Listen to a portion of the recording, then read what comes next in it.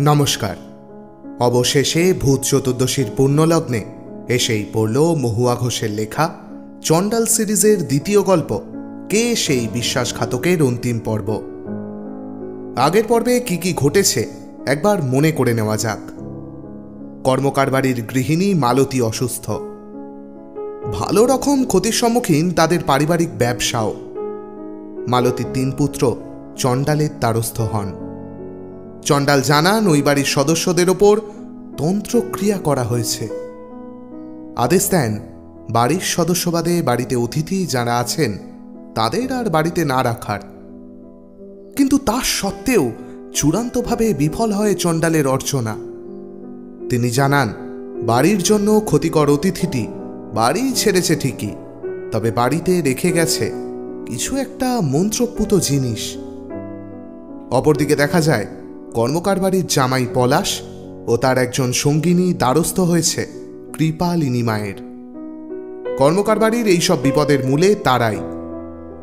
আপাতত লড়াই চণ্ডাল বনাম কৃপালিনীর। কে জিতবে? কর্মকার বাড়িতে অতিথি হয়ে এসেছিল কোন বিশ্বাসঘাতক? মালতী আদৌ সুস্থ হবেন তো, নাকি তার সঙ্গে অভিশাপের খাঁড়া নামতে চলেছে পরিবারের অন্য কারোর গলাতেও? আসুন তবে সব প্রশ্নের উত্তর জেনে নেওয়া যাক এবার। শুরু হচ্ছে মহুয়া ঘোষ রচিত কে সেই বিশ্বাসঘাতকের দ্বিতীয় তথা অন্তিম পর্ব।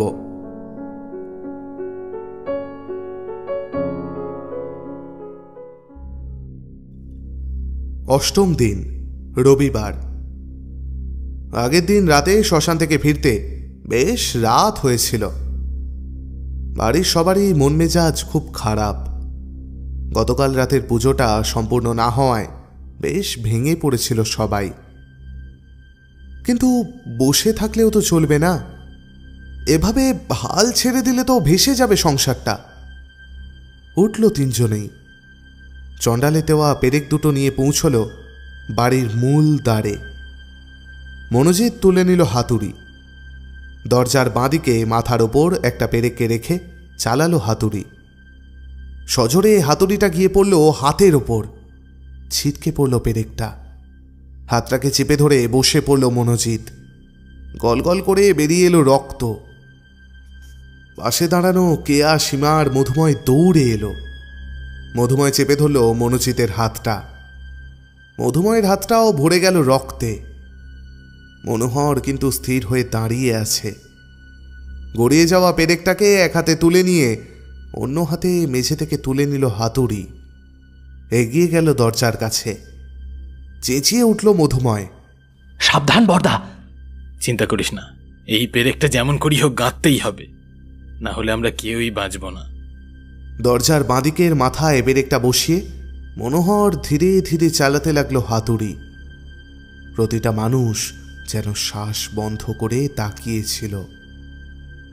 মনোজিৎও নিজের হাতটাকে চেপে ধরে চুপ করে বসেছিল, যেন আওয়াজ করলেই কিছু একটা অঘটন ঘটে যাবে। বেশ কয়েকবারের চেষ্টায় মনোহর গেঁথে ফেলল পেরেকটা। তারপর তুলে নিল নিজের দ্বিতীয় পেরেকটা। দরজার ডান দিকের মাথার কাছে পেরেকটাকে রেখে চালাতে যাবে, বেজে উঠল ফোনটা। মনোহর পকেট থেকে ফোনটা বের করতেই স্ক্রিনে ফুটে উঠল গৌতম বসু। তাড়াতাড়ি ফোনটা তুলল মনোহর। ওপাশ থেকে ভেসে এলো গৌতম বসুর গলা, স্যার, আপনি তো জানেন যে আজ রবিবার ফ্যাক্টরি খুলে রাখা হয়েছিল যাতে সময় মতো মাল ডেলিভারি দিতে পারা যায়। কিন্তু ফ্যাক্টরি থেকে এইমাত্র ফোন এলো যে মেশিনগুলো অন করতেই দেখা গেছে একটাও নাকি চলছে না। একসাথে সব মেশিন বিকল হয়ে পড়েছে। কিছুই বুঝতে পারছি না স্যার। এতটুকু বিচলিত না হয়ে মনোহর খুব শান্ত মাথায় উত্তর দিল, আপনি মঙ্গলবার অবধি অফিসের দিকটা দেখুন গৌতমবাবু। মাথা ঠান্ডা রেখে কাজ করুন, সব ঠিক হয়ে যাবে। বুধবারের আগে আমি, মনোজিৎ বা মধুময় কেউই অফিস যেতে পারবো বলে মনে হয় না। একটু ব্যস্ত আছি অন্য কাজে। আচ্ছা ঠিক আছে স্যার, আমি দেখে নিচ্ছি। কেটে গেল ফোনটা। মনোহর আবার মন দিল পেরেকটার দিকে। দরজার ডান দিকের মাথার কাছে পেরেকটাকে ধরে ধীরে ধীরে চালাতে থাকলো হাতুড়ি। একসময় গাঁথা হয়ে গেল পেরেকটা। হাতুড়িটাকে রেখে মনোহর এগিয়ে গেল মনোজিতের দিকে। রক্তাক্ত হাতটা নিয়ে মেঝেতে বসে আছে সে। পাশে মধুময়, কেয়া আর সীমা। দোকান বাজার করে যে ছেলেটা, মালি, ঝাড়পোছ করে যে বুলাদি, রান্নার মাসি, সবাই এক এক করে এসে দাঁড়িয়েছিল ওখানে। বাড়িতে যে কিছু একটা ঘটছে সেটা সবাই বুঝতে পারছিল। পেরেকটা পোতার পর মনোজিতের হাতে ওষুধপত্র লাগিয়ে বাকিরা লেগে পড়ল ঘরগুলোকে তন্ন তন্ন করে খুঁজতে। বাড়িটাকে তোলপাড় করে ফেলেও কিছুই পাচ্ছিল না ওরা। আরতির জামাকাপড় সব ডাই করে রাখা ছিল খাটে। আলমারি থেকে সব দামি দামি শাড়িগুলোকে টেনে নামিয়েছিল ওরা খাটে। একটা একটা জামাকাপড়কে নিখুঁতভাবে দেখে যাচ্ছিল ওরা। এমন সময় হাসপাতাল থেকে ফোন আসায় সব কাজ ফেলে দৌড় দিয়েছিল তিন ভাই। সেখানে পৌঁছে জানতে পেরেছিল আরতির অবস্থার কোনো উন্নতি না দেখতে পেয়ে ডাক্তাররা মুম্বাইয়ের এক নামকরা হাসপাতালে রেফার করে দিয়ে নিজেদের ঘর থেকে মরা নামাতে চাইছে। কাগজপত্র তৈরি করতে হাসপাতালের একটু সময় লাগবে, তাই আগামীকাল মানে সোমবার যেন ওরা গিয়ে রুগীকে হাসপাতাল থেকে ডিসচার্জ করিয়ে দেয়। এখন তিন ভাই বেশ ভালোই বুঝতে পারছিল চণ্ডালের কথাগুলো, যে মালতী আর আরতির রোগ সারানো ডাক্তারদের পক্ষে সম্ভব নয়। মনমরা হয়ে ফিরে এসেছিল তিনজনেই। রাতে ঘুম নেই, দিনের শান্তি নেই। ব্যবসা, বাড়ি, প্রতিটা জায়গায় যেন ঘিচঘিচ করছিল দুশ্চিন্তা। তিন ভাইয়ের মনোবল যেন একটু একটু করে কমে যাচ্ছিল। কেয়া আর সীমার কথায় দোতলায় অফিস ঘরটায় আবার বসল পাঁচজনে আলোচনায়। 1 বছর আগের ভয়াবহ দিনগুলোতে মালতী আর আরতিও সমানভাবে বসত ওদের সঙ্গে আলোচনাতে। কিছুক্ষণ আলোচনার পর ঠিক হলো সোমবার আরতিকে হাসপাতাল থেকে নিয়ে এসে রাখা হবে বাড়িতেই, যতক্ষণ না মঙ্গলবারের পুজোটা হচ্ছে। তারপর ভেবেচিন্তে পরিস্থিতি দেখে মালতী আর আরতির জন্য ব্যবস্থা করা যাবে। এরপর আর সময় নষ্ট না করে সবাই আবার লেগে পড়ল ঘরগুলোকে তন্ন তন্ন করে খুঁজতে। কিছুক্ষণ খোঁজার পরেই সীমার হাতে উঠে এলো আরতির শাড়িখানা। কোল আঁচলের কাছটাতে বেশ কিছুটা অংশ কাটা। খানিকটা অবাকই হলো সীমা, এত ভালো শাড়িটা কাটল কে? প্রশ্নটা মাথায় আসতেই মনে পড়ে গেল সীমার যে এই শাড়িটাই তো সোনাইয়ের জন্মদিনে পরেছিল আরতি। ভাবতে ভাবতে শাড়িখানা নিয়ে গেল সীমা কেয়ার কাছে। কেয়া আর সীমাকে মনোযোগ দিয়ে শাড়িটাকে দেখতে দেখে এগিয়ে এলো মনোহর, মনোজিৎ আর মধুময়। শাড়িটাকে ভালো করে দেখে কেয়া বলে উঠল, সোনাইয়ের জন্মদিনে যে আরতি এই শাড়িটা পরেছিল সেটা আমরা সবাই দেখেছি। ছেঁড়া থাকলে নিশ্চয়ই ও শাড়িটা পরতো না। তার মানে সোনাইয়ের জন্মদিনের পর এটা কাটা হয়েছে। সবাই সায় দিল মাথা নেড়ে। কেয়া কথার রেশ টেনে আবার বলল, চণ্ডাল আরতির জামা কাপড়ে যেটা খোঁজার কথা বলেছিল সেটা এই শাড়িটা। আরতির আজকে যা অবস্থা সব এটার জন্য। এটাকে চণ্ডালের কাছে পৌঁছে দিতে হবে। চণ্ডাল আরও একটা জিনিস খোঁজার জন্য বলেছিল, যে জিনিসটা আমাদের বাড়িতে আছে কিন্তু আমাদের নয়। কথাটা বলে সবার দিকে একবার তাকালো মনোহর। মনোহরের কথার পিঠে মনোজিৎ বলে উঠল, এত বড় বাড়িতে কি করে খুঁজে পাবো বলো তো? অসম্ভব ব্যাপার। কেটে গেল সারাটা দিন। সবাই যখন খুঁজে খুঁজে ক্লান্ত হয়ে পড়েছে, সেই সময় সোনাইয়ের ছোট বলটা আলমারির নিচে থেকে বার করতে গিয়ে মধুময়ের হাতে ঠেকল কিছু একটা। ঝটপট ওটাকে টেনে বার করে আনলো মধুময়। বার করেই অবাক হয়ে গেল। চিৎকার করে ডাকলো মনোহর আর মনোজিৎকে। দৌড়ে এলো সবাই, বাদ গেল না কে আর সীমাও। সবাই অবাক চোখে তাকিয়েছিল কালো সুতোটার দিকে। 3টে কড়ি ভালোভাবে বাঁধা ছিল সুতোটার সঙ্গে। খানিকক্ষণ ওটার দিকে তাকিয়ে মনোহর বলে উঠল, এই জিনিসটার কথাই চণ্ডাল আমাদের বলেছিল, আমাদের বাড়িতে আছে কিন্তু আমাদের কারণ নয়। যাক, তাহলে দুটো জিনিসই পাওয়া গেল। দেখা যাক এবার শেষ রক্ষা হয় কিনা। এদিকে রাত প্রায় 9টা নাগাদ পলাশ আর মেয়েটা গিয়ে পৌঁছল কৃপালিনীর বাড়িতে। বাড়ির সবকিছুই এখন চেনা হয়ে গেছে তাদের। রাগিনীর সঙ্গে পলাশ আর মেয়েটা নেমে এলো পাতাল ঘরটাতে। পুজোর সব ব্যবস্থা আগে থেকেই হওয়া ছিল। কৃপালিনী আগের দিন যেখানটায় বসেছিল সেই জায়গাটাতেই চোখ বন্ধ করে বসেছিল। পলাশ আর মেয়েটা পৌঁছতেই চোখ খুলল সে। ইশারায় দুজনকে বসতে বলে রাগিনীকে কি যেন একটা ইশারা করল। অমনি রাগিনী একটা ছোট পাত্রে জল এনে ওদের হাতে একটু একটু করে ঢেলে দিল। পলাশ আর মেয়েটা চটপট হাত ধুয়ে নিল। আগের দিনের মতোই ঘরটা ভরে ছিল মোমবাতিতে। মোমবাতি দিয়ে একটা গোল বানানো ছিল। পলাশ লক্ষ্য করল যে গোলের 4টে ভাগের একটাতে রাখা রয়েছে একটা থালার মধ্যে সেই কাপড়ের পুতুলটা। থালাটাতে ভর্তি হয়ে আছে লাল জলের মতো কিছু। পুতুলটার ওপর ভরে আছে আলপিন। গোলের আরেকটা ভাগে রাখা রয়েছে আরও একটা থালা, যার মাঝখানে রডের মধ্যে জড়ানো আছে সেই চুলটা। আর তৃতীয় ভাগে রাখা আছে সেই চিরুনিটা। এরই মাঝে পলাশের কানে এলো কৃপালিনীর গলা। তোরা দুজন যে এই পুজোয় স্বইচ্ছায় বসছিস সেটা বল প্রথমে।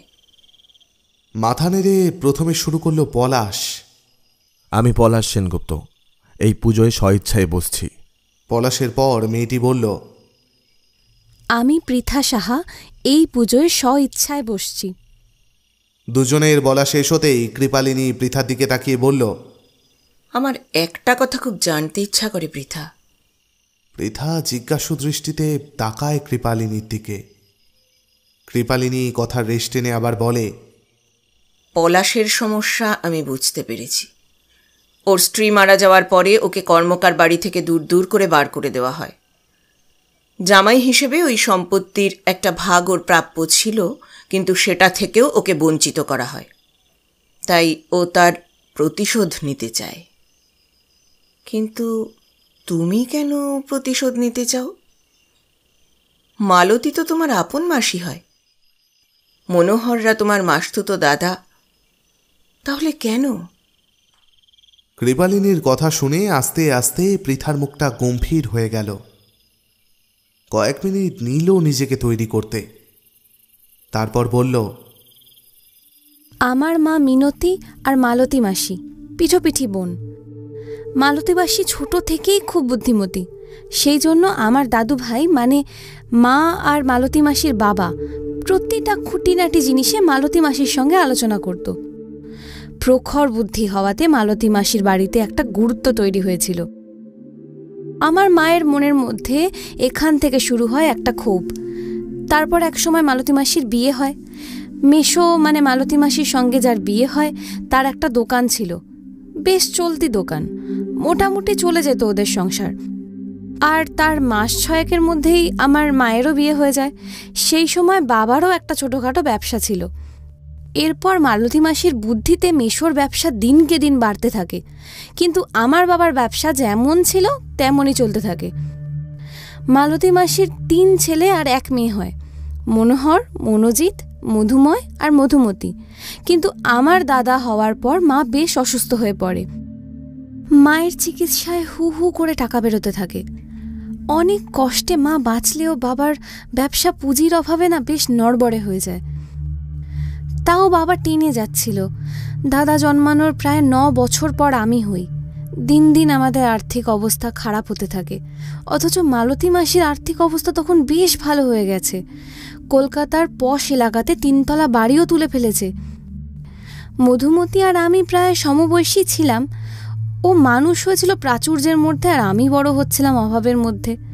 মামার বাড়িতে বা কোনো আত্মীয় স্বজনের বাড়িতে যখনই কোনো অনুষ্ঠান হতো, তখন মালতী মাসি আর মধুমতি যে আপ্যায়ন আর মর্যাদা পেত, আমি আর মা তার 1 অংশও পেতাম না। রাগে আমার পুরো শরীর জ্বলে যেত। মনে হতো মধুমতির থেকে সব কিছু কেড়ে নিই। ধীরে ধীরে বাবার ব্যবসা পুরোপুরি পড়ে গেল। এরপর মালতী মাসির দয়াতেই আমাদের সংসার চলত। মালতী মাসির 4 ছেলে মেয়েকে দেখে রাগে আমার আর দাদার গা জ্বলে যেত। কলেজ পাশ করার পর দাদা ঢুকলো মালতী মাসিদের অফিসে। আমি আর মধুমতি তখন স্কুলে পড়ি, মধুময়দা তখন কলেজে, মনোহরদার মনোজিৎদা তখন মেশোর সাথে ব্যবসার কাজ দেখতে শুরু করেছে। দাদা ধীরে ধীরে টাকা সরাতে শুরু করলো ওদের ব্যবসা থেকে। আস্তে আস্তে আমাদের হাল ফিরতে শুরু করলো। কিন্তু বছর 3 পর একদিন দাদা হাতে নাতে ধরা পড়ে গেল। নিজের মাসির ছেলে বলে দাদাকে ওরা পুলিশে দিল না ঠিকই, কিন্তু ভীষণভাবে অপমানিত করে অফিস থেকে বার করে দিল। আত্মীয় স্বজনদের মধ্যে রটেও গেল ব্যাপারটা। মা বাবা কারোর সামনে আর মুখ দেখাতে পারল না। এসব সহ্য করতে না পেরে দাদা একদিন চলে গেল বাড়ি ছেড়ে। অনেক খোঁজ করেও দাদাকে কোথাও পাওয়া যায়নি। বেশ কয়েকদিন পর দাদা বাড়িতে একটা চিঠি লেখে যে সে মুম্বাইতে চলে গেছে। যেদিন মালতী মাসিদের থেকে বড় ব্যবসা করে ফেলতে পারবে সেদিন ফিরবে সে। আমাদের সংসারটা তছনছ হয়ে গিয়েছিল। এরই মধ্যে মধুমতি পলাশকে বিয়ে করে বাড়ি থেকে বেরিয়ে যায়। ওদের বাড়িতে চলেছিল তখন তুমুল অশান্তি। দেখে যেন মনটা আমার জুড়িয়ে গিয়েছিল। এই কবছর দাদা বাড়ির কোনো খোঁজ খবর নেয়নি। যদি ওরা দাদাকে চাকরি থেকে না বার করতো তাহলে দাদা এভাবে আমাদের ছেড়ে কখনোই চলে যেত না। কিন্তু মধুমতির বিয়ের কিছুদিন পরেই দাদার আবার একটা চিঠি আসে বাড়িতে।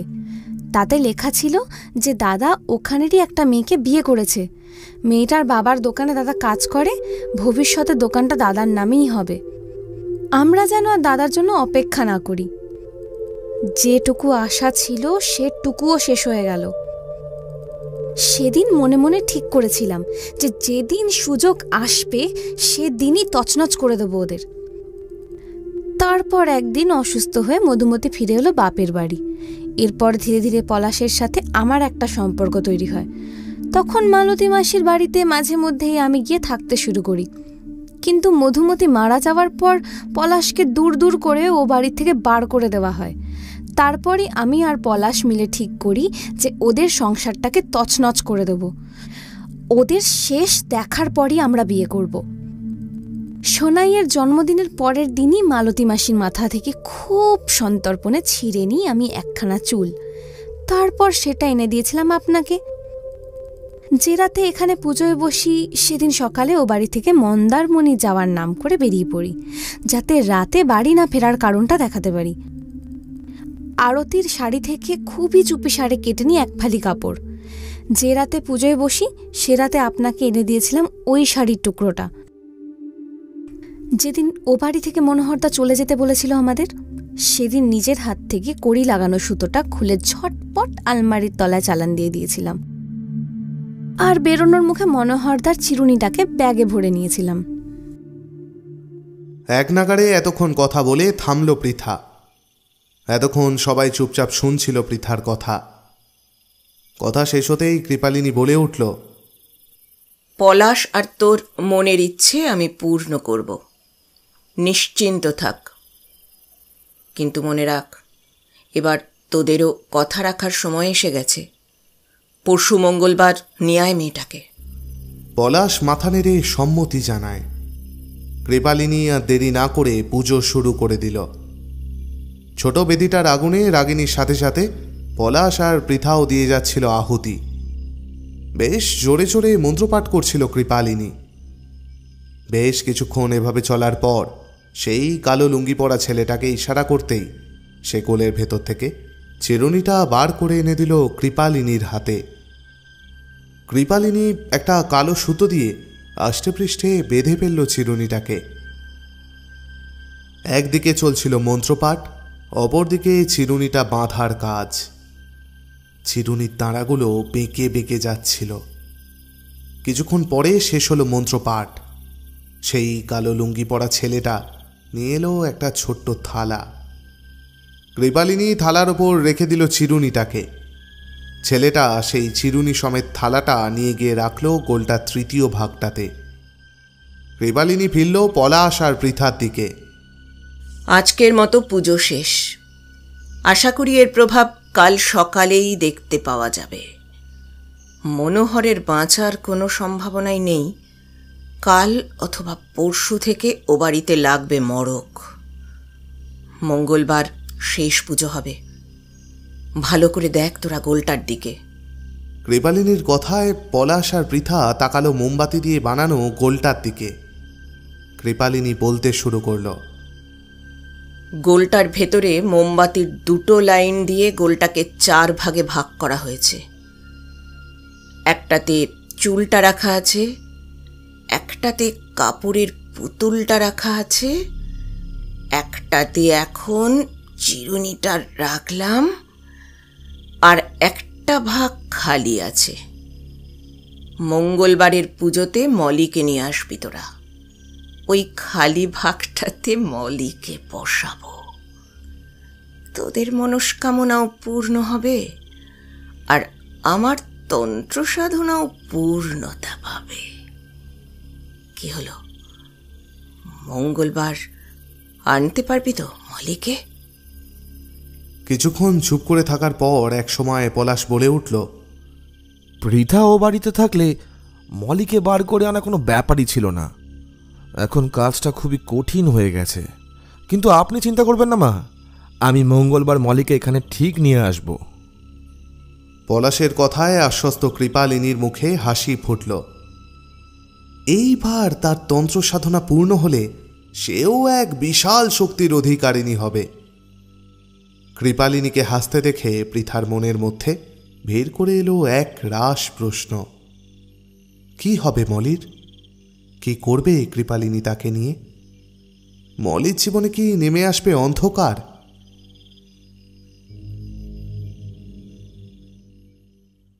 নবম দিন, সোমবার।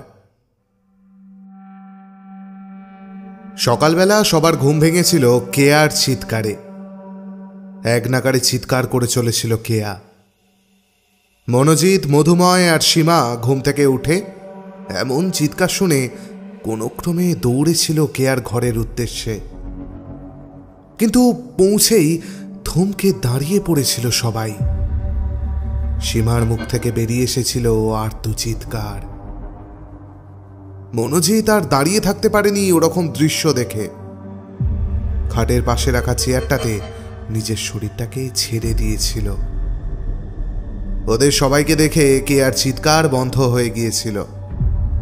পাথরের মতো দাঁড়িয়েছিল সে খাটের এক পাশে। এক পা করে এগিয়ে গিয়েছিল মধুময় মনোহরের দিকে। খাটের ওপরে চুপ করে বসেছিল মনোহর। ভাবলেশীন মুখ, চোখগুলো লাল টকটক করছে। মুখটা যেন আকারে খানিকটা বড় হয়ে গিয়েছিল। কপাল বেয়ে গড়িয়ে পড়ছিল পুঁজ সমেত কালচে রক্ত। এক রাতে মাথার উপর গজিয়ে উঠেছিল 25-30টা ফোঁড়া। চুলটা পুঁজে রক্তে ভিজে চিপকে আটকে গেছিল ফোঁড়ার গায়ে গায়ে। বেশ বড় আকারের মাথা ভর্তি ফোঁড়ায় এক দানবীয় চেহারা তৈরি হয়েছিল মনোহরের। মনোহরের পাশে গিয়ে দাঁড়িয়ে মধুময় চেপে ধরল মনোহরের হাতটা। হাতটা ধরতেই চমকে উঠল মধুময়। মনোহরের গা পুড়ে যাচ্ছে জ্বরে। মনোহর যেন কিছু একটা বলতে গেল, কিন্তু খানিকটা ঘর আওয়াজ ছাড়া আর কিছুই বেরোলো না। বর্দা, বর্দা কষ্ট হচ্ছে বর্দা? কি বলতে চাইছো বর্দা? মধুময়ের প্রশ্নে আবার যেন কিছু বলার চেষ্টা করল মনোহর। খানিকটা ঘরে আওয়াজের মধ্যে থেকে যে শব্দটা বোঝা গেল সেটা হলো মাথা যন্ত্রণা। চেয়ার ছেড়ে উঠে এলো মনোজিৎ। গতকালের হাতুড়ির চোটে একটা হাত তারও বেশ ভালোই ফুলে আছে। মনোহরের পাশে গিয়ে দাঁড়ালো। শুয়ে পড়ো বর্দা, বসে থেকো না। এখনই ডক্টর পরিতোষকে ডাকছি। তুমি কিছু চিন্তা করো না, সব ঠিক হয়ে যাবে। মনোজিতের দিকে ফ্যাল করে তাকিয়ে রইল মনোহর। মধুময় মনোহরকে ধীরে ধীরে শোয়াতে গিয়েই ওর চোখে পড়ল বালিশটা। চাপ চাপ রক্তে ভিজে গিয়েছিল বালিশটা। বালিশ বদলে মনোহরকে শুইয়ে ঘর থেকে বেরিয়ে এলো মনোজিৎ আর মধুময়। সব দায়িত্ব এখন এসে পড়েছিল ওদের দুজনের ওপর। মনোহর দু হাতে আগলে রেখেছিল বাড়িটাকে, কিন্তু এখন ওদের পালা। একটু পরেই ডক্টর পরিতোষ এলো। মনোহরের অবস্থা দেখে খানিকক্ষণ থম মেরে বসে রইল। একটু ধাতস্থ হতে বলে উঠল, এমনিতে ফোড়া একটু একটু করে বাড়ে, তারপর পেকে এক সময় সেটা ফাটে। কিন্তু এক্ষেত্রে গতকাল রাত অবধি মনোহরদার মাথায় কোনো রকম ফোড়া জাতীয় কিছু ছিল না। গতকাল সকালে আমি যখন কাকিমাকে দেখতে এসেছিলাম তখনও মনোহরদার সঙ্গে আমার কথা হয়েছিল। কাকিমার কিছু ওষুধ আমি বদলে দিয়েছিলাম। মনোহরদাকে বেশ ফিটই মনে হয়েছিল, কিন্তু রাতের মধ্যে ফোড়া গজিয়ে সেটা পেকে ফেটে যেতে আমি আমার ডাক্তারের জীবনেই প্রথম দেখলাম। জিনিসটা সত্যিই খুব অদ্ভুত। তাও আমি কিছু ওষুধ দিচ্ছি, একটা দিন দেখা যাক। একটু বেলার থেকে মনোহরের জ্বর আরও খানিকটা বেড়ে গেল। মালতীর অবস্থাও দিন দিন খারাপের দিকে এগোচ্ছিল। না আরতির অবস্থা দেখে হাসপাতালের ডাক্তাররা কিছু বুঝতে পারছিল, না মালতী বা মনোহরের অবস্থা দেখে ডক্টর পরিতোষ কিছু বুঝতে পারছিল। এদিকে হাসপাতাল থেকে ফোন এসে গিয়েছিল যে ওদের বিল আর বাকি সব কাগজপত্র তৈরি হয়ে গেছে। তাই মধুময় এসে যেন আরতিকে ডিসচার্জ করে নিয়ে যায়। মনোজিৎ আর মধুময় ছুটল হাসপাতালের পথে। ঘণ্টা দুয়েকের মধ্যেই আরতিকে অ্যাম্বুলেন্সে বাড়ি নিয়ে ফিরল ওরা। একটা ঘরে শুয়েছিল মালতী। ওর কঙ্কালসার শরীরটা খাটের সাথে মিশে গিয়েছিল প্রায়। অন্য ঘরে মনোহর জ্বরের ঘরে সংজ্ঞাহীনের মতো পড়েছিল। আর একটা ঘরে রাখা হলো আরতিকে। ওর বাপাটাকে ডাক্তাররা কিছুতেই ডান পায়ের ওপর থেকে সরাতে পারেনি। বাঁ হাতটাও পিঠের দিকে বেঁকে ছিল। কখনো কখনো জ্ঞান ফিরত আরতির, কিন্তু ঘোর কাটত না। শুধু মুখ দিয়ে বেরোত এক গোয়ানির শব্দ। দুপুরের দিকে দোতলার অফিস ঘরটাতে আবার বসল সবাই আলোচনায়। মনোজিৎ, মধুময়, কেয়া আর সীমা। আস্তে আস্তে আলোচনায় বসা মানুষও কমে আসছিল। মনোহরের অবস্থা এরকম হওয়ার পর থেকে কেয়া বেশ চুপচাপই হয়ে গিয়েছিল। সীমাও ভয়ে আতঙ্কে কেমন যেন চুপসে গিয়েছিল। মধুময় শুরু করল, গতকাল যে কড়ি সমেত সুতোটা আর আরতির শাড়িটা আমরা খুঁজে পেয়েছি, আমার মতে সেটা আজই চণ্ডালের কাছে পৌঁছে দেওয়া উচিত হবে। বরদার অবস্থাটাও আমাদের ওকে জানানো খুব দরকার। তোমাদের কি মনে হয়? সবাই মাথা নেড়ে সম্মতি জানালো। মধুময় কথার রেস্ট টেনে আবার শুরু করল, এই সময়টা কিন্তু ভেঙে পড়ার সময় নয়।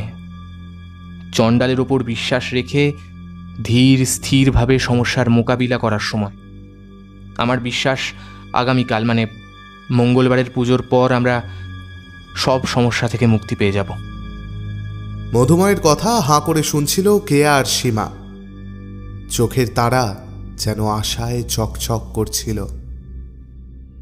আর যদি চণ্ডাল কিছুই না করতে পারে, গতদিনের পুজোর মতো যদি আগামীকালের পুজো সম্পন্ন না হতে পারে, তখন কি হবে? মনোজিতের কথায় কেয়া আর সীমার মনের মধ্যে যে আশার সঞ্চার হয়েছিল তা নিমেষে যেন উবে গেল। অধৈর্য হয়ে পড়ল মধুময়। যা ভাগ্যে লেখা আছে তখন তাই হবে। আর কি কিছু আমাদের হাতে আছে মেজদা? তোমার কাছে যদি কোনো অন্য উপায় থাকে তাহলে বলো, আমরা সেটাই করব। দেখছো তো ডাক্তাররা আরতিকে ফেরত পাঠিয়ে দিল। একমাত্র চণ্ডালই পারে আমাদের এই বিপদ থেকে উদ্ধার করতে। বিশ্বাস রাখো মেজদা। নিস্তব্ধতা নেমে এলো দোতলার ওই অফিস ঘরটাতে। গত কয়েকদিন ধরে একের পর এক সমস্যায় জর্জরিত হতে থাকে কর্মকার বাড়ি, কিন্তু এখনো পর্যন্ত একটা সমস্যারও সমাধান করতে পারেনি চণ্ডাল। বারে বারে তিন ভাই দৌড়ে গেছে শ্মশানে, কিন্তু প্রতিবারই ফিরে এসেছে হতাশা সঙ্গে নিয়ে। হঠাৎ নিস্তব্ধতা ভেঙে কেয়া বিড়বিড় করে বলল, যদি তোমাদের বরদাকে বাঁচাতে না পারি, যদি মা আর আরতিকেও বাঁচাতে না পারি, কি হবে তাহলে? সত্যি ছারখার হয়ে যাবে আমাদের জীবন। কালকে অবধি হয়তো আমরাও বাঁচবো না। কে করলো আমাদের এত বড় ক্ষতিটা? কেনই বা করলো সে?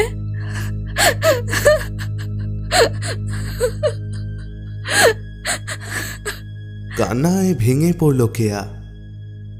দেখতে দেখতে বিকেল গড়িয়ে সন্ধে হল। কর্মকারদের তিনতলা বিলাসবহুল বাড়িটা কেমন যেন নিস্তব্ধ হয়ে দাঁড়িয়েছিল। এতগুলো লোক আছে বাড়িতে, কিন্তু একটাও আওয়াজ নেই। রাতের দিকে আরতির শাড়ি আর কুড়ি সমেত সুতোটা নিয়ে বেরোলো মনোজিৎ আর মধুময় শ্মশানের উদ্দেশ্যে। শ্মশানে পৌঁছেই অবাক হয়ে গেল মনোজিৎ। যেন মেলা বসেছে শ্মশানে। লোকে লোকারণ্য পুরো শ্মশান চত্বরটা। 3টে চিতা পুড়ছে। বেশ কিছু মানুষ মৃতদেহ নিয়ে অপেক্ষায় দাঁড়িয়ে। ওদের মধ্যে দিয়ে ধীরে ধীরে এগোতে থাকলো মনোজিৎ আর মধুময়। খুঁজতে খুঁজতে নদীর পাশটাতে খুঁজে পাওয়া গেল চণ্ডালকে। নিজের সাধনায় ব্যস্ত। একটা চিতা সাজানো আছে, কিন্তু তাতে কোনো মৃতদেহ নেই। চিতার ওপর ধ্যানমগ্ন হয়ে বসে আছে চণ্ডাল। মাঝে মধ্যে সামনে রাখা মরার খুলিটা থেকে সুরা ঢেলে যাচ্ছিল। বিড়বিড় করে তারই সঙ্গে বলে যাচ্ছিল মন্ত্র।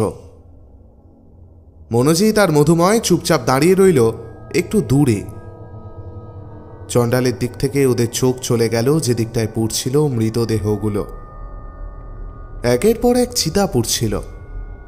লকলকিয়ে উঠছিল আগুন। পড়ে যাচ্ছিল তাতে রাগ, অভিমান, হিংসা, দুঃখ, লোভ।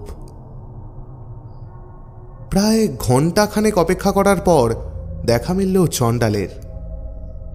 চিতা থেকে নেমে সে এগিয়ে গিয়েছিল তার ঠেকটার কাছে।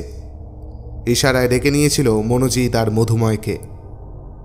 জুত করে বসেছিল ছিলিমটাকে নিয়ে। তারপর ছিলিমটাকে মুখে চেপে ধরে সজোরে এক টান লাগিয়ে বসে থেকেছিল কিছুক্ষণ। তারপর গলগল করে একটা ধোঁয়া বার করে চেঁচিয়ে উঠেছিল, জয় মা। আরতির শাড়িটা আর কড়িটা সমেত সুতোটা এগিয়ে দিয়েছিল মধুময় চণ্ডালের দিকে। ওগুলো হাতে নিয়ে কিছুক্ষণ চুপ করে বসে থেকেছিল চণ্ডাল। কিছুক্ষণ পর বলে উঠেছিল, কাল সারাদিন তোরা কেউ কোথাও বেরোবি না, বাড়িতে কাউকে ঢুকতেও দিবি না। চণ্ডালের কথা শেষ হতেই মধুময় মনোহরের সঙ্গে যা যা হয়েছে পুঙ্খানুপুঙ্খভাবে সব বলে গেল। চণ্ডাল সব শুনে কিছুক্ষণ চুপ করে থেকে বলে উঠল, কাল সবাই আসবি, বাড়িতে কাউকে রেখে আসবি না। কিন্তু মা, বর্দা আর আরতি তিনজনই তো ভীষণ অসুস্থ, ওদের এখানে আনাই যাবে না। মনোজিতের কথা শুনে চুপ করে চোখ বুজে চণ্ডাল বসে রইল কিছুক্ষণ। তারপর এক সময় চোখ খুলে বলল, যদি ওদের বাড়িতে রেখে এসেছিস তাহলে আর বাঁচাতে পারবি না। যা, চলে যা, আর বিরক্ত করিস না। যা যা বললাম তাই কর। উঠে পড়ল দুজনে। তখনও জ্বলে চলেছে পরের পর চিতা। মনোজিৎ আর মধুময় শ্মশান থেকে বেরোনোর মুখে দেখা হলো চণ্ডালের চেলার সঙ্গে। যদিও সে বিশেষ কথা বলে না, তাও তার থেকে যেটা জানতে পারল সেটা জেনে রীতিমতো চিন্তায় পড়ে গেল দু ভাই। ডোমকে বলে রাখা সত্ত্বেও সে নাকি কোনো মৃত শরীর এনে দিতে পারেনি। কালকের দিনটা সময় আছে। যদি সন্ধ্যের মধ্যে ডোম কোনো মৃত শরীর জোগাড় না করতে পারে, তাহলে পুজো সম্পূর্ণ হওয়া ভীষণই কঠিন। চিন্তায় চিন্তায় পাগলের মতো হয়ে গিয়েছিল মনোজিৎ আর মধুময়। শ্মশান থেকে বেরিয়ে যেখানে গাড়ি রেখেছিল সেখানে পৌঁছতেই চোখে পড়ল একটা লোক রাস্তার ধারে কম্বল চাপা দিয়ে শুয়ে আছে। পুরো মাথা থেকে পা অবধি চাপা দেওয়া। খুব অবাক লেগেছিল মনোজিৎ আর মধুময়ের।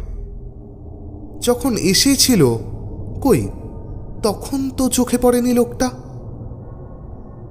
লোকটার দিকে আর বেশি দৃষ্টিপাত না করে দুভাই গাড়ি স্টার্ট দিয়ে বেরিয়ে গেল ওখান থেকে। সামনে ওদের সমূহ বিপদ। কালকে যে কি অবস্থা দাঁড়াবে কিছুই মাথায় ঢুকছিল না ওদের। একটু দেরি করেই ঘুম ভেঙেছিল মধুময়ের। তারপর ধীরে ধীরে উঠে গিয়েছিল সে 3 তলার ঠাকুর ঘরে। দাঁড়িয়েছিল ঠাকুরের সিংহাসনের সামনে, চোখ বন্ধ করে হাত জোড় করে দাঁড়িয়েছিল বেশ কিছুক্ষণ। হঠাৎ কাঁধে চাপ পড়তেই ফিরে তাকিয়েছিল মধুময়। মনোজিৎ উঠে এসেছিল 3 তলায়। দিনের শুরুটা ঈশ্বরের সামনে দাঁড়িয়ে প্রার্থনা জানিয়ে করবে বলে। ঠাকুর ঘর থেকে বেরিয়ে বাইরের দিকের বারান্দাটা দিয়ে আসার সময় 2 ভাইয়ের চোখে পড়েছিল মোড়ের মাথায় চায়ের দোকানটার দিকে। থমকে দাঁড়িয়েছিল দুজনেই। চায়ের দোকানটা থেকে একটু এগিয়ে একটা গাছের পাশে ওদের বাজার দোকান করে যে ছেলেটা, তার সঙ্গে কথা বলছিল পলাশ। এত দূর থেকে ও পলাশকে চিনে নিতে এতটুকু অসুবিধা হয়নি ওদের। আমাদের এত দুর্ভোগের জন্য কি পলাশ তাই? মনোজিতের কথায় একটু যেন চিন্তায় পড়ল মধুময়। কিন্তু মেজদা, চণ্ডালের কথা অনুযায়ী আমাদের বাড়িতে যে 5 জন আত্মীয় ছিল তাদের মধ্যে থেকেই কেউ দায়ী। তার প্রমাণও আমরা পেয়েছি, ওই কড়ি বাঁধা সুতোটা। কিন্তু তোমার কথাও ফেলে দেওয়া যাচ্ছে না। এত বছর পর পলাশ এখানে কি করছে? হঠাৎ পলাশ ঘুরে এগিয়ে গেল চায়ের দোকানের দিকে। কাজের ছেলেটাও এগিয়ে এলো মধুময়দের বাড়ির দিকে। ওকে বাড়ির দিকে আসতে দেখেই মনোজিৎ বলল, আমার কিন্তু খুব একটা সুবিধার মনে হচ্ছে না। আজ কাজের জন্য যারা আসবে বাড়িতে তাদের কাউকেই ঢুকতে দেওয়া ঠিক হবে না। বরং এক কাজ কর, সব কাজের লোককেই আজকে ছুটি দিয়ে দে। মনোজিতের কথা বেশ মনোপ্পুত হলো মধুময়ের। তরতর করে নেমে গেল নিচে। মনোজিতও ওর পেছন পেছন নামল নিচে। ততক্ষণে কাজের ছেলেটা এসে দরজার বেল টিপেছে। মধুময় দরজাটা খুলতেই ছেলেটা সামনে মধুময় আর পিছনে মনোজিৎকে দাঁড়িয়ে থাকতে দেখে কেমন যেন হকচকিয়ে গেল। কিরে দেবু, এরকম থতমত খেয়ে গেলি যে? কই না তো, থতমত কেন খাবো? চায়ের দোকানের পাশে যে লোকটা কথা বলছিল সে কে? কই কারোর সাথে কথা বলিনি তো। এরপর মধুময় ওর হাত ধরে ওকে ঘরে ঢুকিয়ে নিয়ে দরজা বন্ধ করে দিল। আচমকা মধুময় ওকে এভাবে ঘরের ভেতর টেনে নিতে হকচকিয়ে গেল দেবু। ওকে সামলানোর আর কোনো সুযোগ না দিয়ে মনোজিৎ তৎক্ষণাৎ মধুময়ের উদ্দেশ্যে বলল, এই পুলিশকে ফোন করতো, আজ ওকে পুলিশেই দেব আমি। মনোজিতের এক কথাতেই কাজ হলো। হাত জোর করে হাঁটু মুড়ে বসে পড়ল দেবু। ভুল হয়ে গেছে মেজদা, তোমরা পুলিশকে ডেকো না। আমি লোকটাকে চিনি না। হঠাৎ করে আমার কাছে এসে একটা 2000 টাকার নোট ধরিয়ে দিল। খুব অবাক হয়ে গিয়েছিলাম, বিশ্বাস করো। তারপর বলল যে এই টাকার বিনিময়ে নাকি আমাকে কিছুই করতে হবে না, শুধু ওই লোকটা আমাকে কিছু প্রশ্ন করবে আর আমাকে তার উত্তর দিতে হবে, তাহলেই নাকি টাকাটা আমার। খুব লোভ হয়েছিল, তাই আমাকে যা যা প্রশ্ন করেছিল আমি তার খালি উত্তর দিয়ে দিয়েছি, ব্যাস। কি কি প্রশ্ন করেছিল লোকটা? এই কাকিমা এখন কেমন আছে, আরতি বৌদি কেমন আছে, মলি তুলি আর কলি কখন খেলতে যায়, আর বর্দার কি হয়েছে। আর তুই সব বলে দিলি, তাই তো? কি কি বললি তুই?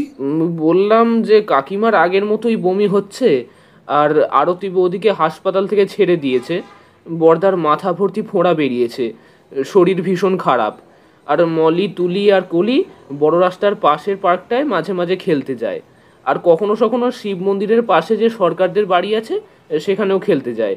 সরকারদের 2টো মেয়েও তো একই বয়সী, যেখানেই যায় আমি সঙ্গে করে নিয়ে যাই। এতখানি অবধি বলে চুপ করল দেবু। মধুময় অনেক কষ্টে নিজের রাগকে চেপে রাখল। মনোজিৎ আবার প্রশ্ন করল, তারপর?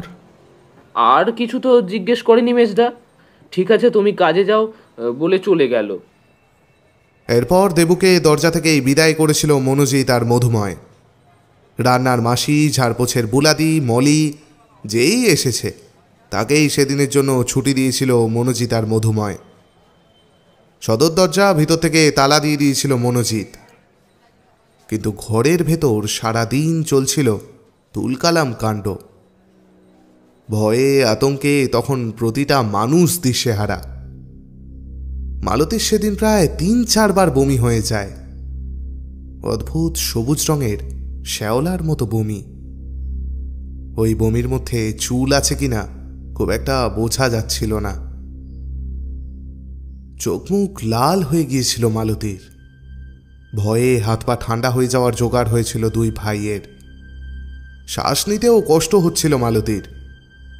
মনোজিৎ আর মধুময় বেশ বুঝতে পারছিল যে মালতীকে বোধহয় বাঁচানো যাবে না। বারবার দুই ভাইয়ের মনে হচ্ছিল যে মাকে হাসপাতালে নিয়ে যায়, কিন্তু চণ্ডালের বারণ ওদের মনের মধ্যে দ্বিধা সৃষ্টি করছিল। কি করলে ঠিক হবে ওরা কিছুই বুঝতে পারছিল না। যদি মালতীকে হাসপাতালে নিয়ে যাওয়ার পর আরতির মতো ফেরত পাঠিয়ে দেয়, তখন তো দুকুলি যাবে। কি করবে কি করবে না ভাবতে ভাবতেই আচমকা ওদের কানে এসেছিল সীমার চিৎকার। মনোজিৎকে মালতীর কাছে রেখে মধুময় দৌড়েছিল আরতির ঘরের উদ্দেশ্যে। সীমা সকাল থেকে আরতির ঘরেই ছিল। ঘরে ঢুকেই চমকে উঠল মধুময়। আরতির শরীর বেঁকে প্রায় গোল হয়ে যাচ্ছিল। এমনভাবে চলতে থাকলে তো আরতির শরীরের একটা হাড়ও আর আস্ত থাকবে না। মধুময় গিয়ে চেপে ধরল আরতির হাতগুলোকে। সীমা চটপট চেপে ধরল আরতির দুটো পা। বাঁ পাটা সেই একইভাবে ডান পাটাকে আষ্টে পৃষ্ঠে ধরে আছে। আস্তে আস্তে খিচুনিটা একটু কম হলো আরতির।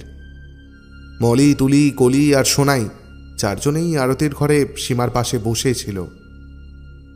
হঠাৎ দৌড়তে দৌড়তে ঘরে ঢুকলো কেয়া। চেঁচিয়ে উঠল মধুময়কে দেখে, তোমার বড়দা কিরকম করছে, তাড়াতাড়ি চলো।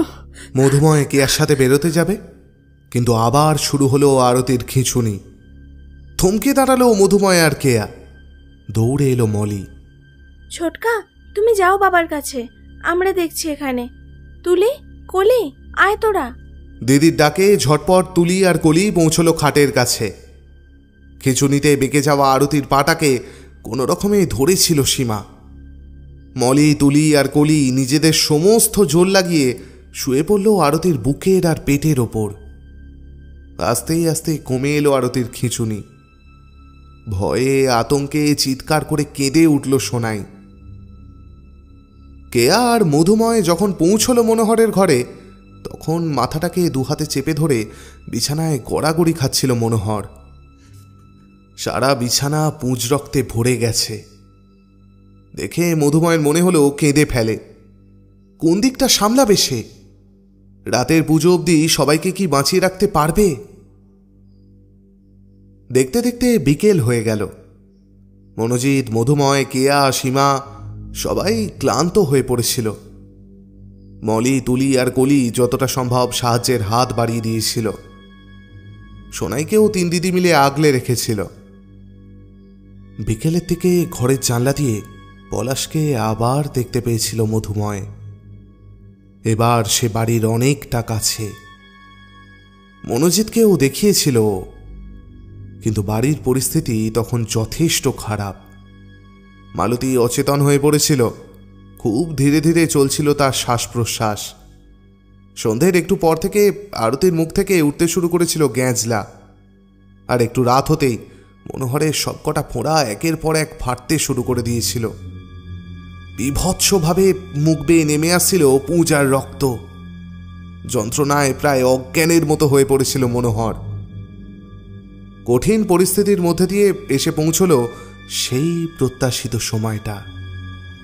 বড় গাড়িটায় মালতী আর আরতিকে কোনো মতে আধশোয়া করে নিয়ে বসল সীমা। কোলে তার সোনাই। মধুময় সাবধানে গাড়িটা নিয়ে এগিয়ে যাচ্ছিল। অন্য গাড়িটার সিটে মনোহরকে শুইয়ে তার পাশে বসল কেয়া। এই গাড়িটায় মলি, তুলি আর কলিকে কোনো ক্রমে বসিয়েছিল মনোজিৎ। এগোচ্ছিল ঠিক মধুময়ের পেছন পেছন। 12টার একটু আগে দুটো গাড়ি পৌঁছল শ্মশানে। মালতী, আরতি আর মনোহরকে মনোজিৎ আর মধুময় মিলে নিয়ে গিয়ে শোয়ালো চণ্ডালের সামনে। চণ্ডালের চেলা মধুময়ের হাতে গুঁজে দিল একটা বড় দেখে গাছের পাতা। পাতার মধ্যে লাগানো ছিল লাল একটা দ্রব্য। 4টে বাচ্চা তখনও বসেছিল শ্মশানের বাইরে রাখা গাড়িতে। চেলার কথা অনুসারে মধুময় গিয়ে লাগিয়ে দিল 4 জনের কপালে এই লাল দ্রব্যের একটা করে ফোঁটা। মিনিট খানেকও গেল না, গভীর ঘুমে ঢলে পড়ল 4টে বাচ্চাই। মনোজিৎ, মধুময়, কেয়া আর সীমার কোলে কোলে পৌঁছে গেল ওরা শ্মশানে। চণ্ডালে সারা গায়ে ছিল ছাই, কপালে আঁকা ছিল কিছু চিহ্ন। চোখ বুজে বসেছিল চণ্ডাল। চণ্ডালের সামনে রাখা ছিল পুজোর সামগ্রী। সময় নষ্ট না করে চণ্ডালে চেলা দেখানো জায়গায় বসে পড়েছিল সবাই। চণ্ডালের বাঁদিক থেকে সরে বসল মনোজিৎ। ওর কোলে শুয়েছিল কলি, সীমার কোলে শুয়েছিল তুলি, কেয়ার কোলে শুয়েছিল মলি, শোয়ানো অবস্থায় মনোহর, মালতী, আরতি, আর সবশেষে চণ্ডালের ডান দিকে বসল মধুময়, আর মধুময়ের কোলে শুয়েছিল সোনাই। এখনো পর্যন্ত কোনো মৃতদেহ ওদের চোখে পড়েনি।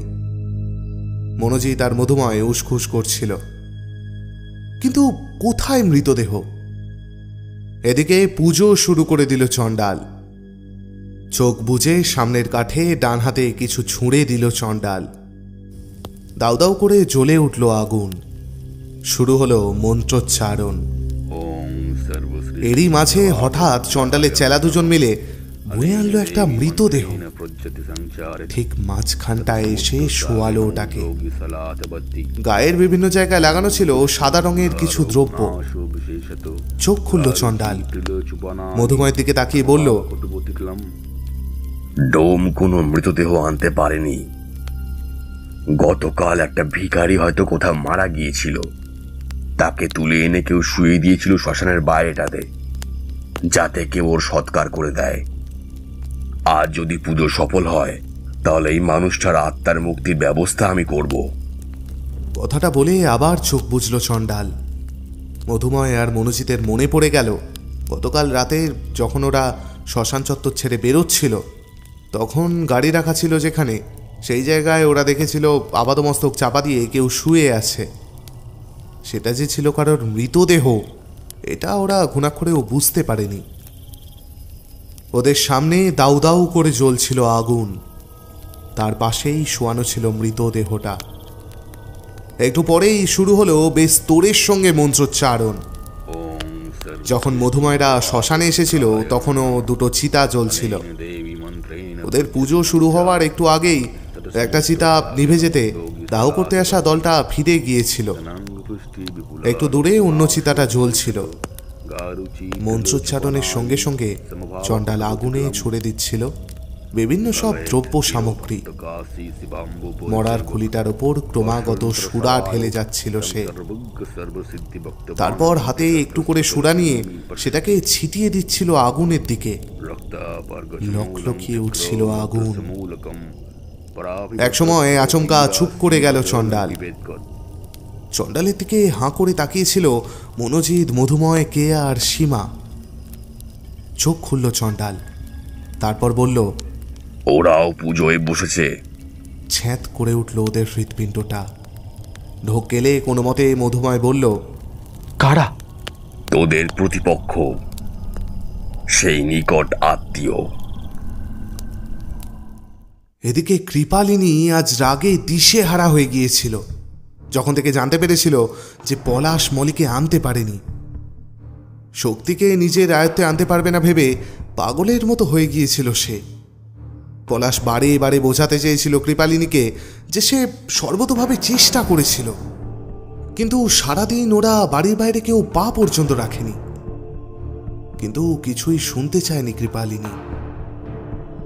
শেষমেশ কৃপালিনীকে বসতে হয়েছিল পূজায়, কারণ এই পুজো অসম্পূর্ণ রাখা যায় না। পলাশও প্রতিশ্রুতি দিয়েছিল যে আজকের পুজোটা ঠিকমতো হয়ে গেলে মলিকে আনতে তার বেশি সময় লাগবে না। কৃপালিনীর সাথে পলাশ, পৃথা আর রাগিনী বসেছিল পুজোয়। সামনে জ্বলতে থাকা ছোট্ট বেদিটার আগুনের আলোয় ভয়ানক লাগছিল কৃপালিনীকে। এদিকে চণ্ডাল মন্ত্রোচ্চারণ করতে করতে আবার থেমে গেল। এক দৃষ্টিতে তাকিয়ে রইল আগুনের দিকে, তারপর বলে উঠল, প্রবেশ কর শরীরটাতে, আমার কাজ পূর্ণ হলে তুইও মুক্তি পাবি। চণ্ডালের দিকে হাঁ করে তাকিয়েছিল ওরা সবাই। কার সঙ্গে কথা বলছে চণ্ডাল কিছুই মাথায় ঢুকছিল না ওদের। চণ্ডাল আদেশের সুরে আবার বলল, ফেলে যাওয়া শরীরটাতে প্রবেশ কর। লকলকে আগুনের মধ্যে ধীরে ধীরে স্পষ্ট হয়ে উঠল একটা আবছা অবয়ব, একটা মানুষের অবয়ব। হঠাৎ সে অবয়বটা একটা আগুনের বলের রূপ নিয়ে প্রচণ্ড গতিতে এসে প্রবেশ করলো সামনে রাখা মৃতদেহটাতে।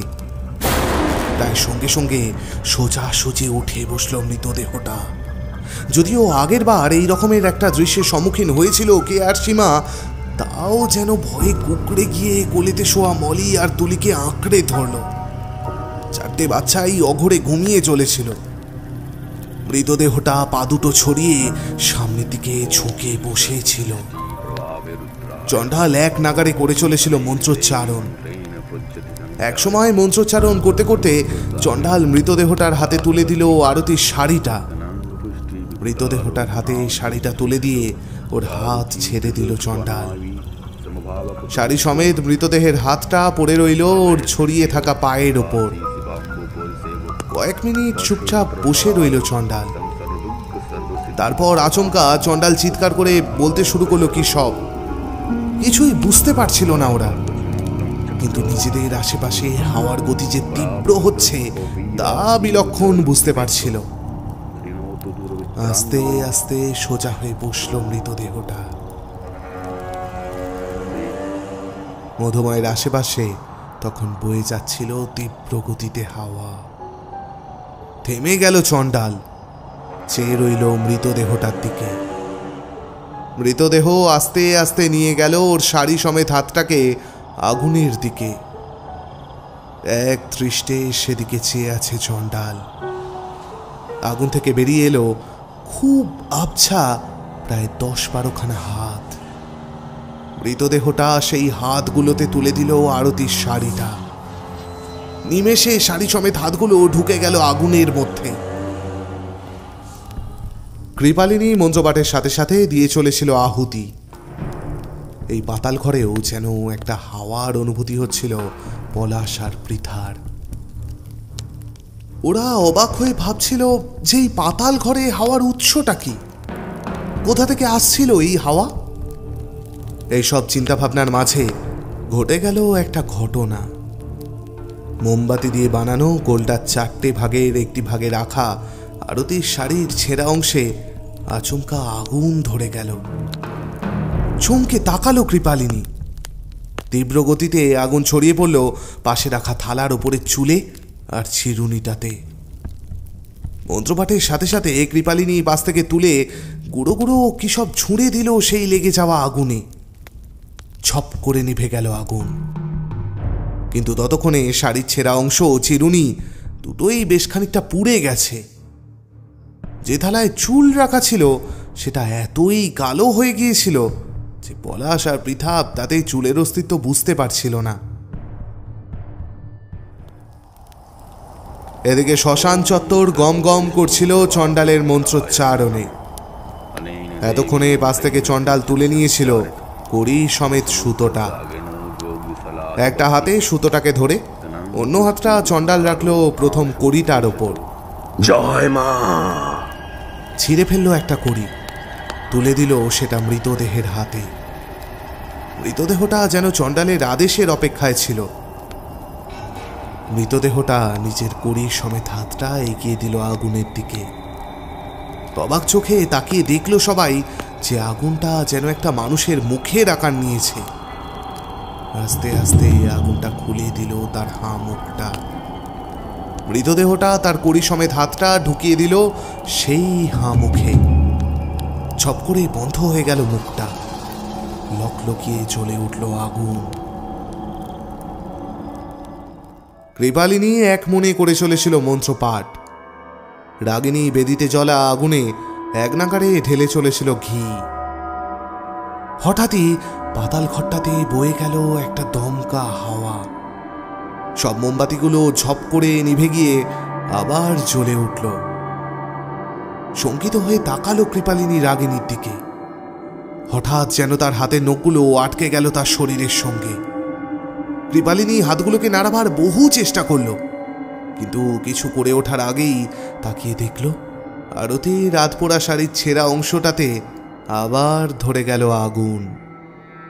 ছড়িয়ে পড়ল আগুনটা, পুড়িয়ে ছারখার করে দিল আরতির শাড়ির ছেঁড়া অংশ, মনোহরের চিরুনি, মালতীর চুল। রাগিনীর দিকে তাকিয়ে চিৎকার করে উঠল কৃপালিনী। আগুনটাকে লক্ষ্য করে থালা থেকে তিলটাকে ছুঁড়ে দে রাগিনী। তড়িৎ গতিতে উঠে তিলের থালার দিকে এগোলো রাগিনী, কিন্তু ততক্ষণে শাড়ির ছেঁড়া অংশ, চিরুনি, চুল সবকিছুকে চোখের পলকে পুড়িয়ে নিভে গেছে আগুন। চণ্ডালের হাত চলে গেছে দ্বিতীয় কড়িটার দিকে। জয়মার চিৎকারের সাথে ছিঁড়ে ফেলল চণ্ডাল দ্বিতীয় কড়িটা, তুলে দিল সেটা মৃতদেহটার হাতে। তৎক্ষণাৎ পালন হলো আদেশের। মৃতদেহের হাতটা কড়ি সমেত এগিয়ে গেল আগুনের দিকে। ততক্ষণে মানুষের মুখের আকার নিয়ে ফেলেছে আগুন, খুলে দিয়েছে তার হাঁ মুখ। মৃতদেহ নিজের কড়ি সমেত হাতটা ঢুকিয়ে দিল সেই হাঁ মুখে। কৃপালিনী নিজের হাত দুটোকে সচল করার যতটা সম্ভব চেষ্টা চালিয়ে যাচ্ছিল। আচমকা রাগিনীর চিৎকারে তাকিয়ে দেখল সে যে পলাশ আর পৃথা উঠে দাঁড়িয়ে এগিয়ে যাচ্ছে সিঁড়ির দিকে। ওদের চোখে চাহনি সম্পূর্ণ বদলে গেছে। অস্বাভাবিক এক চাহনি ফুটে উঠেছে ওদের চোখে। পুজোর সরঞ্জাম কৃপালিনীর দিকে এগিয়ে দিচ্ছিল যে ছেলেটা, তার দিকে তাকিয়ে কৃপালিনী চিৎকার করে উঠল, ভরত, তাড়াতাড়ি পলাশ আর পৃথার দিকে পাথরের বাটিতে রাখা জলটা ছিটিয়ে দে। ভরত পাথরের বাটিটা নিয়ে দৌড়ল পলাশ আর পৃথার দিকে, কিন্তু পলাশ আর পৃথা যেন হাওয়ার গতিতে উঠে গেছিল সিঁড়িটা দিয়ে। পেছনে দৌড়ল ভরত।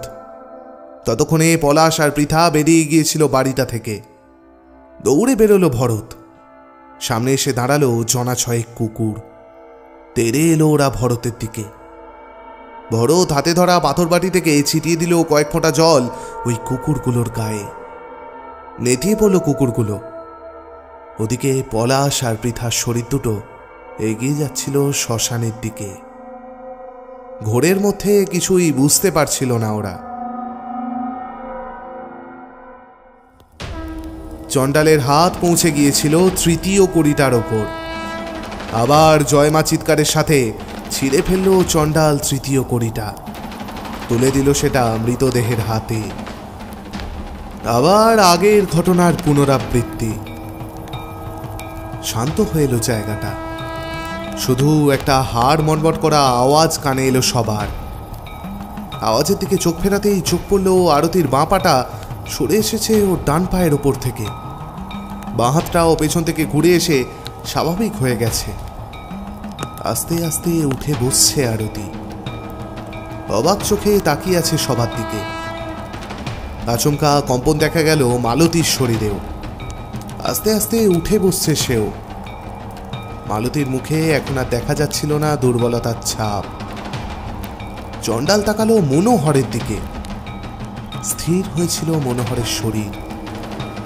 একটু একটু করে সময় এগোতে লাগলো। মুখে হাত চেপে ডুকরে কেঁদে উঠল কেয়া। চোখ বুঝল চণ্ডাল। কয়েক মিনিট পরে মৃতদেহের হাতে লাগিয়ে দিল কিছুটা ছাই।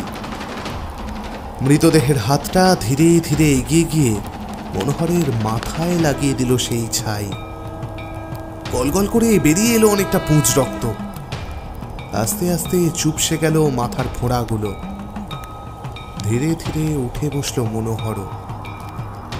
অবাক চোখে তাকিয়ে রইল সবার দিকে।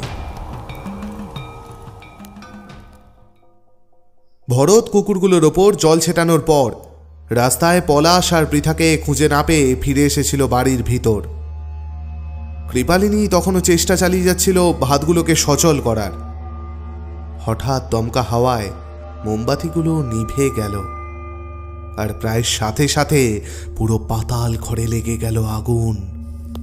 ভরত আর রাগিনী কোনো ক্রমে বাড়িটা থেকে বাইরে নিয়ে এসেছিল কৃপালিনীকে। আরতি, মালতী আর মনোহর বেশ সুস্থ বোধ করছিল। চণ্ডাল কিন্তু চালিয়ে যাচ্ছিল মন্ত্রোচ্চারণ। হঠাৎ দেখা গেল প্রচণ্ড গতিতে শ্মশানে এসে ঢুকল পলাশ আর পৃথা। চণ্ডালের পুজোর জায়গা থেকে একটু দূরে দাঁড়িয়ে পড়ল দুজনে। এতক্ষণে সম্বিত ফিরে পেল পলাশ আর পৃথা। সামনে সবাইকে দেখে মুখ নিচু করে নিল পৃথা। পলাশের উপর সন্দেহ মধুময়দের সকাল থেকেই হয়েছিল, কিন্তু পৃথাকে দেখে অবাক হয়ে তাকিয়েছিল পুরো কর্মকার বাড়ি। চণ্ডাল বলে উঠল, হিংসে না করে যদি এতটা নিষ্ঠা তোরা তোদের কাজে দেখাতিস, তাহলে আজ তোরাও সফল মানুষ হতিস। কিন্তু আজ পাপের শাস্তি তো তোদের পেতেই হবে। চণ্ডাল ফিরল মৃতদেহটার দিকে। যা, তোকে মুক্তি দিলাম, কিন্তু যাওয়ার আগে ওদের দুজনকে উপযুক্ত শাস্তি দিয়ে যা। চণ্ডাল আবার শুরু করলো মন্ত্রোচ্চারণ। পৃথা আর পলাশের শরীর ভয়ে থরথর করে কাঁপছিল। দুজনের চোখ যেন ঠিকরে বেরিয়ে আসবে। চিৎকার করে উঠল পৃথা, এবারের মতো ক্ষমা করে। কথা শেষ হলো না। মৃতদেহটার মধ্যে থেকে একটা যেন আগুনের গোলা বেরিয়ে বয়ে গেল ওদের ওপর দিয়ে। ধপ করে পড়ে গেল মৃতদেহটা। আর তো চিৎকার ভেসে এলো পৃথার মুখ থেকে। পৃথা আর পলাশ দুজনেই পড়েছিল মাটিতে। পলাশের শরীরটা হয়ে গিয়েছিল আরতির মতো। ওর একটা পা বেঁকে গিয়ে একটা পায়ের ওপর উঠে এসেছিল, বাঁ হাতটাও বেঁকে পিছনে চলে গিয়েছিল। ওর মুখ দিয়ে ক্রমাগত বেরোচ্ছিল একটা গোয়ানি। পৃথার মুখটা বিভৎসভাবে পুড়ে গিয়েছিল। জ্বালায় যন্ত্রণায় কাতরাচ্ছিল পৃথা। চণ্ডাল চিৎকার করে উঠল, জয় মা, জয় মা, জয় মা। উঠে পড়ল চণ্ডাল, এগিয়ে গেল নিজের ঠেকের দিকে। জুত করে বসল ছিলিমটা নিয়ে। দম ভরে টানলো একটা টান।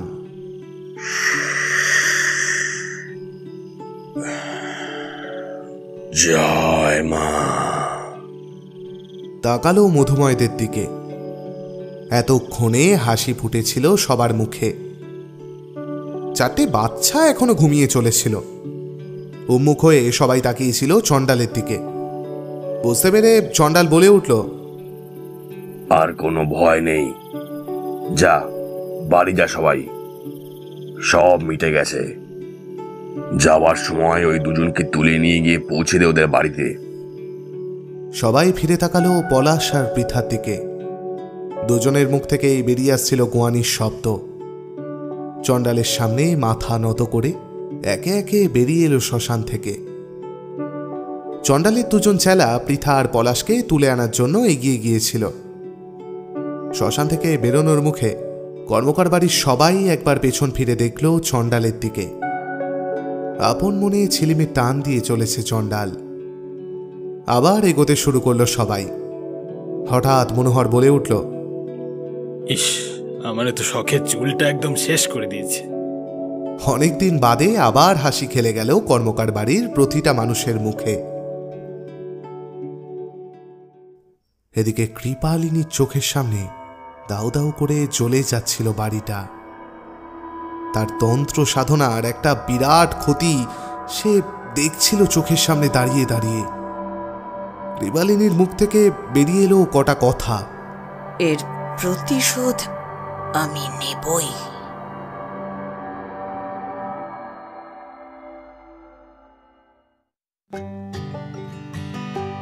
শেষ হলো আমাদের আজকের গল্প মহুয়া ঘোষের লেখা চণ্ডাল সিরিজের অন্তর্গত কে সেই বিশ্বাসঘাতকের অন্তিম পর্ব। পর্ব পরিচালনায়, গল্পের সূত্রধার, গল্প পাঠে এবং মনোজিৎ ও গৌতমের চরিত্রে আমি অর্ণব, চণ্ডালের চরিত্রে অনিকেত, কৃপালিনীর চরিত্রে অর্পিতা, পলাশ, ডক্টর পরিতোষ ও চণ্ডালের চেলার চরিত্রে সৌভিক, পৃথার চরিত্রে দেবলীনা, মনোহরের চরিত্রে মানব, মধুময়ের চরিত্রে সায়ন্তন, দেবুর চরিত্রে শ্রীরূপ, অপালার চরিত্রে স্বাতী, কেয়ার চরিত্রে সুচিস্মিতা, সীমার চরিত্রে আত্রেয়ী, আরতি ও মলির চরিত্রে দেবস্মিতা এবং প্রচ্ছদ অঙ্কনে অভিব্রত। আমরা আজ আমাদের সঙ্গে বিশেষ অতিথি রূপে পেয়েছি সুগায়িকা দেবলীনা নন্দীকে, বঙ্গপরিচয় ইউটিউব চ্যানেলের পক্ষ থেকে অনিকেতকে, মরিচিকা ইউটিউব চ্যানেলের পক্ষ থেকে সুচিস্মিতা ও দেবস্মিতাকে এবং স্ক্যারি টেলস ইউটিউব চ্যানেলের পক্ষ থেকে শ্রীরূপকে। অসংখ্য ধন্যবাদ তাদের আমাদের এই উদ্যোগে আমাদের পাশে থাকার জন্য।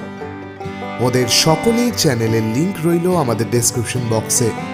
অতি অবশ্যই চ্যানেলগুলি থেকে ঘুরে আসবেন ও সাবস্ক্রাইব করবেন। আমাদের সঙ্গে যোগাযোগের সমস্ত ঠিকানাও আপনারা পাবেন ডেসক্রিপশন বক্সে। আমাদের আজকের নিবেদন আপনাদের কেমন লাগলো তা জানার জন্য অধীর আগ্রহে অপেক্ষায় রইলাম আমরা। যদি ভালো লাগে আমাদের চ্যানেলটিকে সাবস্ক্রাইব করতে ভুলবেন না। আরও একটি রোমাঞ্চকর গল্প নিয়ে খুব শিগগিরই ফিরে আসছি আমরা। সকলকে পাশে থাকার অনুরোধ রইল। শুভরাত্রি।